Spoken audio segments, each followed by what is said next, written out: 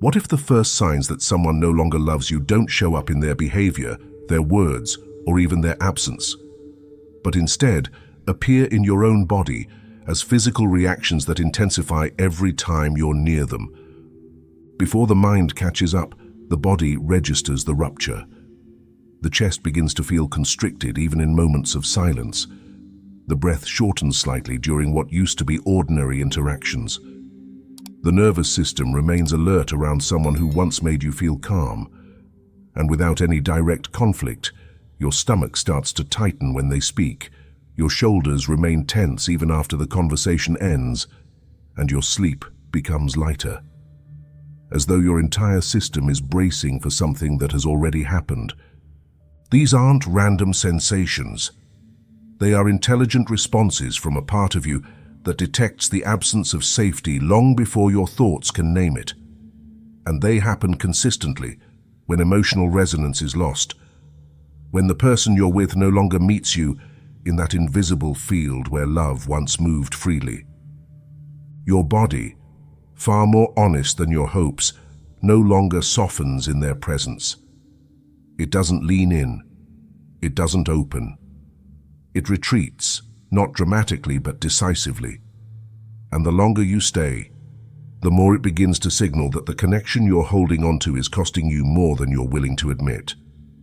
This isn't anxiety without reason. It's the consequence of trying to remain emotionally connected to someone who is no longer available at the level your heart requires. And when that becomes the daily norm, the body compensates. It tightens. It flattens. It adapts to the absence. But it never forgets that something vital is missing. What always shows up when love is no longer there, before anything else, is the body's rebellion against false belonging. A quiet rebellion made of tension, fatigue, shallow breathing, restlessness, and emotional numbness. And the more you ignore these signs, the more your system begins to collapse inward. But if you learn to listen, if you allow your body to become the first truth teller, then you stop needing louder forms of pain to validate what you already know. This is not punishment. This is protection. And when you finally choose to believe your body over your fear, the healing begins. Not because they come back, but because you do. When someone no longer feels love for you, something happens that most people don't immediately recognize, not because it's hard to see, but because it's hard to accept. What begins to show up isn't aggression, rejection, or conflict. It's absence inside presence. It's being close to someone and feeling completely alone. One of the clearest signs that love has left a connection is this: your emotions stop mattering. Your joy is no longer celebrated. Your sadness is no longer felt. Your vulnerability no longer invites closeness, it creates distance. And every time you try to express what's alive in your heart, what returns to you is a kind of emotional flatness, a wall made not of anger, but of indifference. This is not a misunderstanding or a temporary disconnection. This is what happens when love is no longer active in the relationship. The energy between two people becomes stagnant. Emotional engagement fades. Conversations stay on the surface. The person you once shared everything with starts to treat your depth like noise, and your feelings become invisible.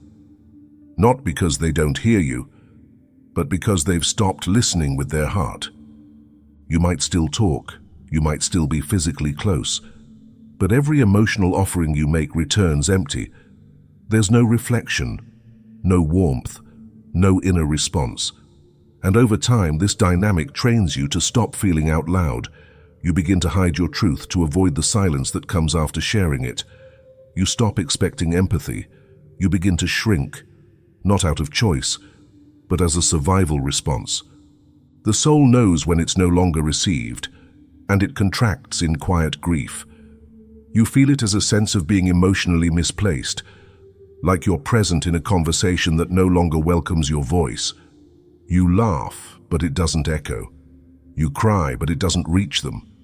You speak, but something sacred in you no longer expects to be heard. And this is the emotional death that precedes physical separation, the place where connection becomes coexistence, where closeness becomes obligation, and where love no longer arrives, even though presence remains. But here's the truth. When your emotions no longer create movement in the relationship, when your joy doesn't inspire joy, and your sadness doesn't generate care, you are not in love. You are in silence. You are in holding on. You are in the aftermath of something that already ended. This is the cost of staying where love no longer moves. You become emotionally exiled in your own relationship. Because when someone doesn't love you anymore, your truth stops making a difference, and their indifference starts making you disappear. Another undeniable sign that begins to appear when love has dissolved is the gradual disappearance of initiative, presence, and emotional participation. A disconnection that doesn't begin with absence, but with disengagement, where one person no longer acts from a place of shared investment, but from a posture of minimal maintenance. There is a change in energy that begins to feel unmistakable over time, not because of what is said, but because of what is withheld. The moments that once carried joy become neutral. The gestures that once came from affection now feel delayed. Delayed not because of time constraints or distraction, but because the desire to care has weakened. And when love becomes background noise, you begin to experience the presence of the other not as comfort, but as distance you can no longer bridge. Spiritual exhaustion becomes part of your emotional reality. You notice that your openness no longer results in deeper connection, that conversations remain confined to practical matters, and that the subtle rhythm of emotional attunement has broken down, leaving behind a strange quiet. Not the quiet of peace, but the quiet that comes from two people who are no longer meeting each other at the same frequency. The most painful part is that this erosion doesn't arrive with finality. It comes layered, slow, and fragmented. It shows itself in glances that no longer pause, in words that lack emotional weight, in small decisions where your feelings are no longer factored in. And you begin to recognize that the love which once moved both of you has settled into a state of maintenance, devoid of sacred effort. In this space, you start to second-guess yourself. You begin to search for signs of affection in details that shouldn't require interpretation. You wonder whether their neutrality is fatigue or detachment. You start measuring how often they initiate closeness, how often they check in, how often they care enough to ask how you really are. And what returns to you again and again is the realization that the emotional presence you once felt has now become optional on their part and urgent on yours. A silent imbalance begins to define the relationship. You notice that your feelings remain contained, not because you lack the courage to share, but because you no longer believe they will land where they used to. And slowly, this internal silence teaches your system to expect less, not as a conscious choice, but as a form of self-protection. The soul, once fully engaged in the bond, now stands quietly at the edge, sensing that the emotional space it once occupied is no longer open. And without declaring it, you begin to pull back. Not out of resentment, but because your deeper self understands something your mind is still trying to avoid. The person you are holding on to is no longer holding you in return. It's not the absence of love that hurts the most. It's the presence without participation, the eye contact without warmth, the conversations without depth, the gestures that mimic closeness but carry no meaning. And although the relationship continues to function externally, something internal begins to prepare for a truth that cannot be postponed forever. Because the body, the heart, and the soul all know, even before the mind allows it, that something essential is no longer alive in the space you both once called love. Carl Jung, one of the most brilliant minds in the history of psychology, once noted that the greatest psychological pain stems not from outer conflict, but from being unseen, unheard, and misunderstood by those to whom we've entrusted our emotional reality. And nowhere is this more deeply felt than in a relationship where love once existed, but no longer does. When someone stops loving you, the absence does not announce itself in chaos. What begins to appear is a subtle misalignment that becomes more consistent with time, not just in how they respond to you, but in what they no longer notice. The tone of your voice when you speak, the details of your day, the way your mood shifts when you're hurting. These things used to matter. Now, they pass unnoticed. Not because you stopped expressing them, but because they stopped receiving. It isn't neglect in its most obvious form. It's something far more disorienting, a relationship that continues to function on the outside, while something essential on the inside slowly dies. You begin to notice that they only respond to versions of you that are convenient. The thoughtful, contained, composed you. But the full version, the one with contradictions, intensity, depth, softness, and need, is met with emotional distance, with quiet dismissal, or with tolerance that feels more like endurance than engagement. What makes this experience so hard to name is that it doesn't come with clear violation. It comes with emotional passivity, with the reduction of emotional investment, with the loss of shared language. And as this deepens, your internal experience becomes harder to trust. You begin to wonder if maybe this is just what happens in long-term connections. Maybe you're the one demanding too much. Maybe the warmth you're missing isn't essential, but Jung would say otherwise. Because when the psyche loses reflection, when the emotional self stops being mirrored, it suffers. It begins to fragment. It starts suppressing itself in order to survive the dullness of being unfelt. And the more this goes on, the more your emotional presence begins to wither in the same space where it once bloomed with ease. One of the most devastating things that always shows up in the absence of love is this. You start to doubt your own emotional reality. Not because it isn't valid, but because the one person who once confirmed it has stopped doing so. And now you're left managing the growing silence between what you feel and how it's received. But what if that silence isn't neutral? What if it's evidence of something you've sensed, but haven't fully admitted? Because there's one more thing that always appears, and once you see it, you'll understand why you've been feeling so invisible, even in their arms. Once you begin to recognize what your body has been trying to tell you, once you stop ignoring the discomfort that settles in your chest each time their presence feels emotionally vacant, and once you finally acknowledge that what you're receiving isn't connection but polite detachment, something begins to change internally, not in a way that causes collapse, but in a way that begins to reorganize everything inside you toward truth. It doesn't feel liberating at first. It feels heavy, disorienting, and undeniably real. There's grief in realizing how long you've been adapting, adjusting, and trying to compensate for what was never being returned. There's a quiet heartbreak that comes with the awareness that what you were calling love had become a place of emotional exile, not because they left, but because they stayed in a way that left you unseen. And yet, beneath this ache, something else begins to awaken, the soft and steady return of self-trust. Because when you stop negotiating with what you already know, when you stop rewriting the truth to preserve someone else's comfort, your own clarity begins to sharpen, and with that, a different kind of presence begins to emerge within you.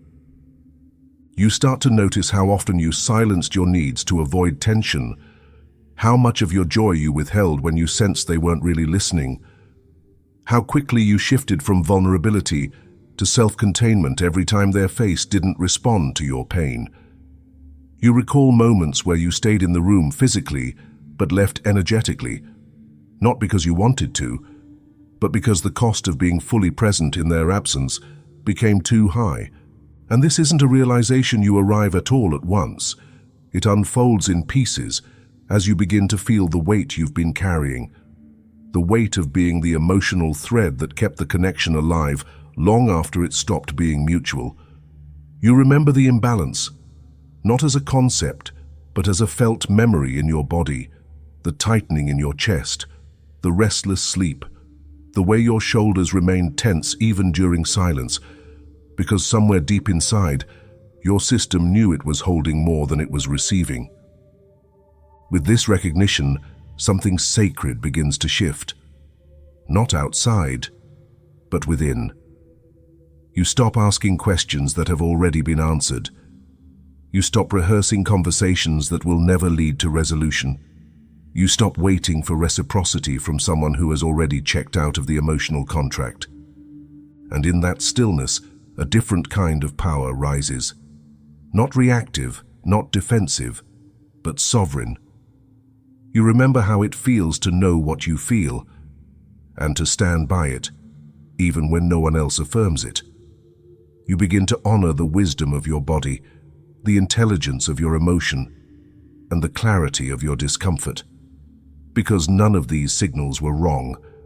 They were only inconvenient to the version of you that still believed this could be repaired through effort alone. The benefits of seeing clearly are not poetic. They are visceral. Your breath deepens, your nervous system stabilizes, your self-blame begins to lose its grip. You begin to inhabit your own emotional landscape with more confidence, more awareness, and, most importantly, more truth. You realize that connection, when real, doesn't require constant justification. That love, when alive, doesn't make you feel invisible. That staying, when sacred, doesn't demand your emotional reduction just to be tolerated. And from that place, the stories you once told yourself begin to unravel. The ones that said, maybe this is just how love looks, or maybe I'm too sensitive, or maybe I expect too much. You start to see those narratives for what they were, strategies for survival in a space that was no longer aligned with your heart. But even now, there's still something you haven't fully faced. It's not just about what they stopped giving. It's not only about what you kept offering. It's about what you've slowly given up, piece by piece, to remain within a structure that asked you to forget what being loved used to feel like. And when that truth finally reaches the center of your awareness, there is no argument left. Only a quiet clarity that cannot be ignored. And from that clarity, a decision begins to form. One that changes everything. You already know what happens when you give too much of yourself just to keep the connection breathing. You've watched yourself shrink emotionally, physically, spiritually, not because you were asked to, but because something inside you learned that being fully present in a half-hearted space only brings more pain. And now that you've started to see this clearly, a new truth begins to reveal itself from underneath the quiet wreckage. There is something that always appears when someone doesn't love you. And it's not just emotional silence, not just the numbness of the body, not just the erosion of shared presence. It's a particular moment of inner conflict, the instant when you catch yourself performing the role of someone who is loved, while knowing deep down that you are no longer being chosen.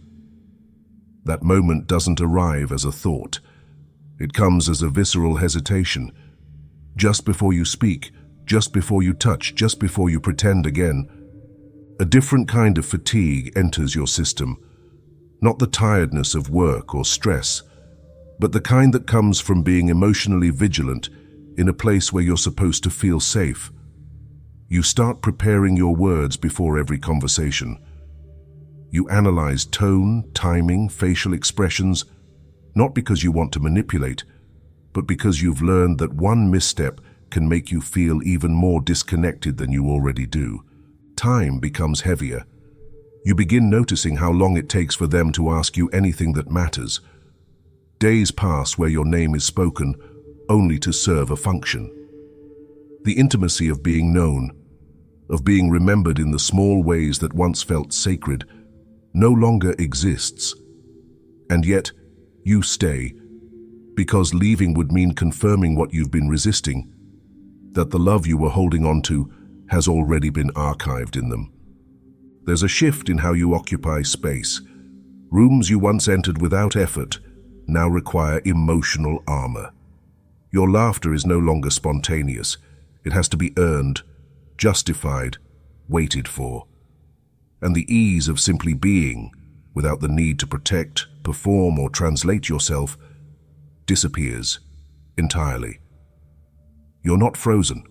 You're adapting to a reality that no longer reflects who you are, but who you've had to become just to remain close. The voice inside you stops whispering and starts speaking with clarity. It doesn't scream, but it no longer asks permission either. It tells you that love isn't supposed to feel like negotiating for crumbs of care or rewriting your needs to seem more convenient. It reminds you of the time you were fully met by someone, not necessarily romantically, but energetically, and how far you've drifted from that feeling. Something deeper begins to stir the longer you allow the truth to settle. You stop fantasizing about change. You stop rehearsing your words. You start observing, noticing, measuring not their effort, but your own exhaustion. You start to wonder what part of you keeps delaying the decision you already made, not externally, but internally, where your spirit has long stopped seeking permission to feel what it knows. One morning, you wake up and don't reach for your phone. You don't hope for a message. You don't mentally script how to reconnect. You just breathe, and that breath feels like yours again. That's when it becomes clear that something irreversible has begun, not because of them, but because of the version of yourself that is no longer willing to carry this alone. You're not angry, you're not bitter, but you're done begging your spirit to stay where it's no longer received. It's not about them anymore. It's about the cost of self-abandonment and your growing refusal to pay it again. There is no closure, just recognition. There is no exit, just the decision to stop walking in circles. There is no dramatic ending, only the quiet reclamation of everything that's still alive in you, despite the love that never came back. But even now, as the noise fades and the silence becomes honest, there's still one question echoing beneath it all. What part of you needed their absence to finally hear your own voice? Thank you for watching until the end.